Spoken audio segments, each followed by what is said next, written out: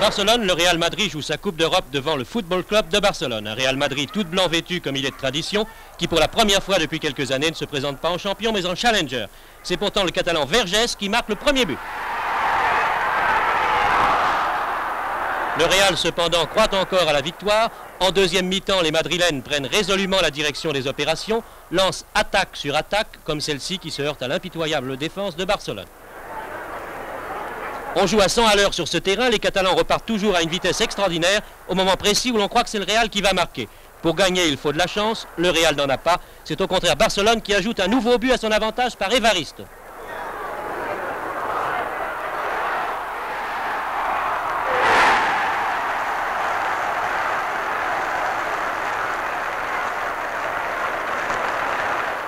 Le Real Madrid sait désormais qu'il ne gagnera pas cette année la Coupe d'Europe. Ce n'est pas le but marqué en fin de partie par Canario qui change quoi que ce soit à l'issue du match. Le Real est battu. C'est Barcelone qui représentera l'Espagne en quart de finale de la Coupe d'Europe.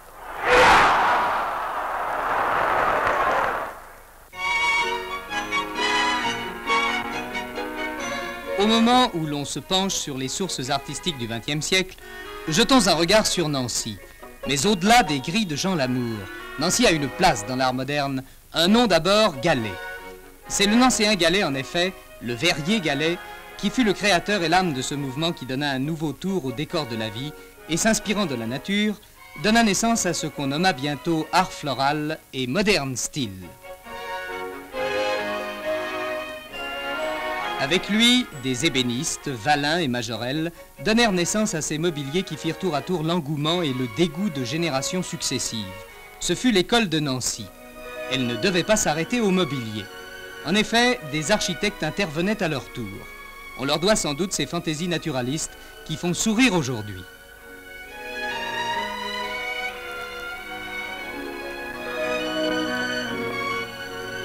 À leur actif, au contraire, il faut noter que, là, des imitations stériles et des formules traditionnelles, ils essayaient de trouver, en s'appuyant sur la nature, une espèce de baroque fin de siècle, une sorte de gothique déformé, interprété, dont les exemples se voient nombreux dans les rues de Nancy, et il n'est pas si rare d'en trouver également à Paris.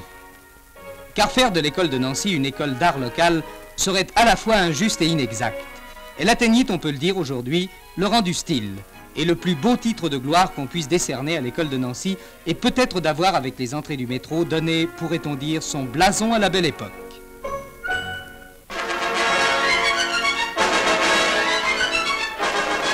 Avec ses accortes porte-drapeaux, le défilé très officiel qui s'est déroulé à travers Mexico suffirait à prouver à ceux qui en douteraient que le Mexique est une nation hautement sportive.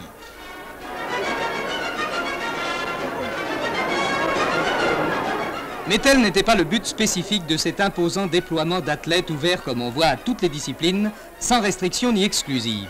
Mexico avait en effet dédié cette parade au souvenir de celui qu'on nomme là-bas l'apôtre de la Révolution, Francisco Madero, dont l'action mit fin voici 50 ans au règne du dictateur Porfirio Díaz.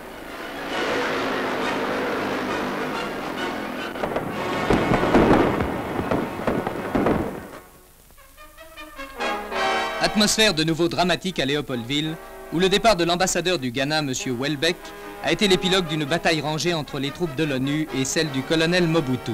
3 morts d'un côté, 5 de l'autre.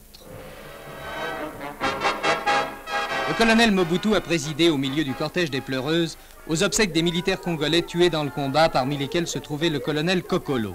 200 000 Congolais, assure Léopoldville, assistaient à ces obsèques. L'atmosphère surchauffée avait pu faire craindre le pire, néanmoins c'est dans le calme que les funérailles se sont déroulées.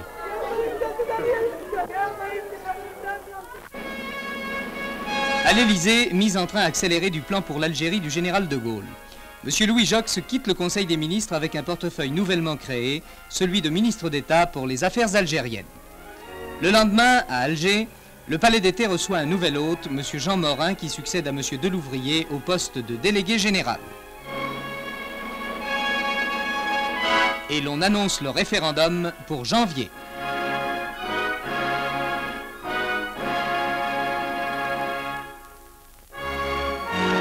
À Rome, où l'avait précédé quelques jours plus tôt M. Macmillan, le Premier ministre, M. Michel Debré, est venu s'entretenir à son tour des principales questions internationales avec M. Fanfani, président du Conseil italien. Pacte atlantique, Rapport Est-Ouest, désarmement. Au banc d'essai, voici Tyros 2, dont on peut voir la surface couverte de cellules photoélectriques destinées à capter l'énergie solaire.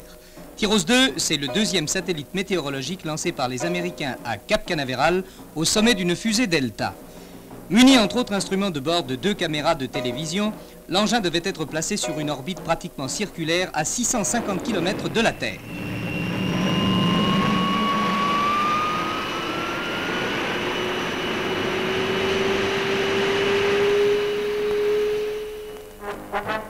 Pendant 3 mois, les radars vont prendre en charge sans désemparer ce poste d'observation de l'espace pour capter les images enregistrées par ces caméras à chacune de ces rotations.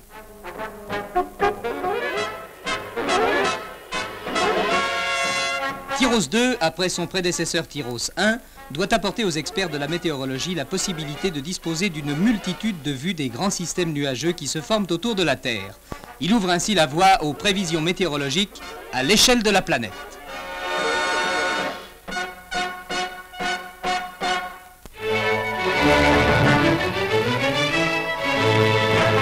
Il est sans doute abusif de poser la question.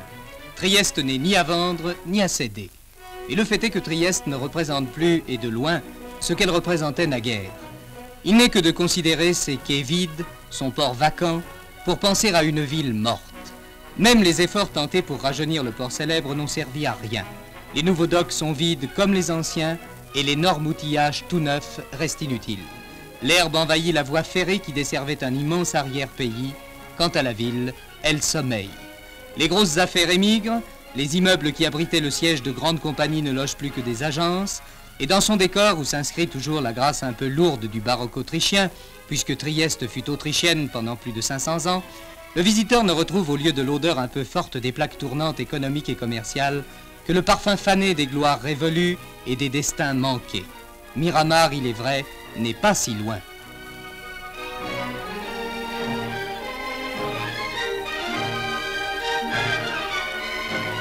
Pourtant, on s'est battu pour Trieste. De 45 à 54, pendant près de 10 ans, Italiens et Yougoslaves se sont disputés cette pièce maîtresse de l'Adriatique.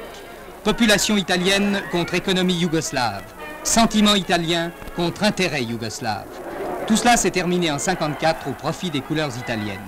Mais cette cession ne résolvait plus le problème. Pendant cette période, l'histoire avait donné en effet 2 rivales à Trieste, Venise et Rijeka.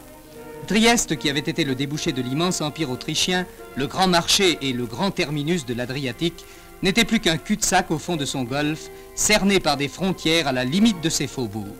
Quelques kilomètres à peine la séparent de la Yougoslavie, mais pour l'Italie, elle n'est plus qu'une marche lancée en pointe. Car l'Italie, dans la crainte de voir Trieste devenir yougoslave, a transformé Venise. Avec les docks de Marghera, elle en a fait son grand port adriatique et le déversoir vers l'orient de la Lombardie agricole et industrielle. Venise s'est retrouvée avec ses installations modernes et l'ampleur de ses nouveaux quais, à nouveau reine de la mer. De l'autre côté, la Yougoslavie, dans la crainte aussi de perdre Trieste, s'est hâtée de créer un nouveau grand port pour ses débouchés sur la mer. Rijeka, qu'on nommait Fiume autrefois, et qui fut le théâtre du célèbre épisode guerrier de D'Annunzio, est devenu aujourd'hui sans rapport avec son passé, puisque sa population est passée en 10 ans de 53 000 habitants à 110 000. Entre Venise et Rijeka, le rôle de Trieste est-il terminé? Ou reste-t-il un espoir qui s'appellerait l'Autriche? Trieste pourrait-elle redevenir pour l'Autriche ce point de contact avec la mer qu'elle ne possède plus, sous forme de port franc par exemple?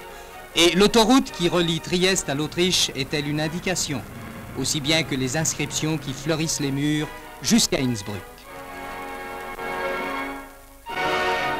Trieste agonise de chômage et d'inaction. Faudra-t-il que Trieste meure?